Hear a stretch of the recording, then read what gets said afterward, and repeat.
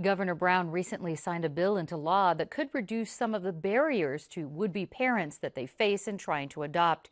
Here with more on how the law will affect the county's 3,100 kids in foster care is Margot Fudge, adoption manager for San Diego County Department of Child Welfare Services. Welcome back. Thank you. Now, Margot, what's the current process and how long does it take for parents who want to adopt in San Diego County? So the process can vary in length. Some of it is dependent on the applicant themselves, how quickly they respond to our request for information and setting up interviews. But in San Diego County, you must first become a foster parent in order to adopt. And so they have to go through the foster care licensing process, have the home inspection, attend a prescribed number of trainings before we begin doing the applicant portion of their home study, which is generally the most time-consuming portion, where we're going out multiple times to meet with the family, conducting very thorough assessments and interviews, looking at financial, background. It's a very thorough assessment.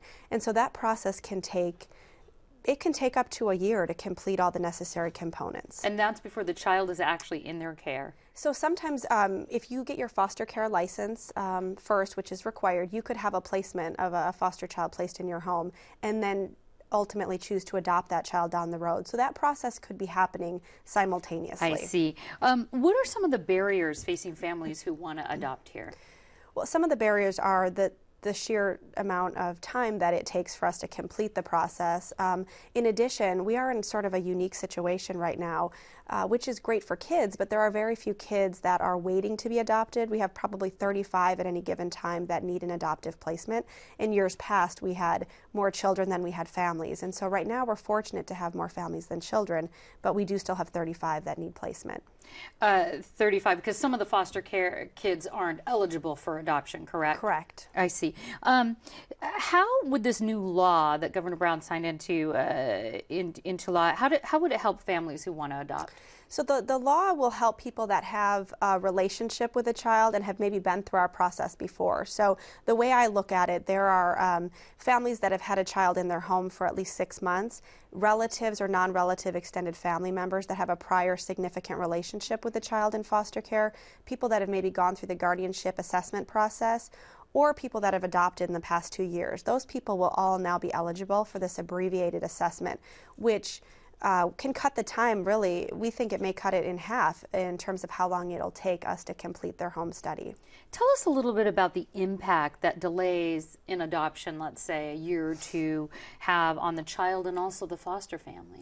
So children that have been waiting in foster care for a forever family have experienced a great deal of trauma, and that trauma comes out in a number of different ways in their ability to attach to people that come into their life, their behavior, their schooling.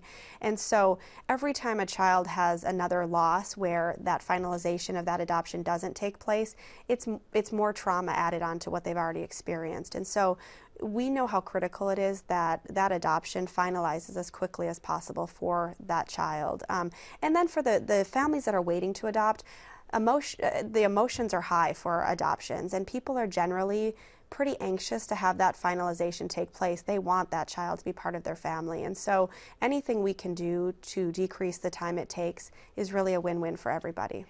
What are some of the other changes in the adoption process that could be done to sort of improve the situation here in the county besides this quicker review?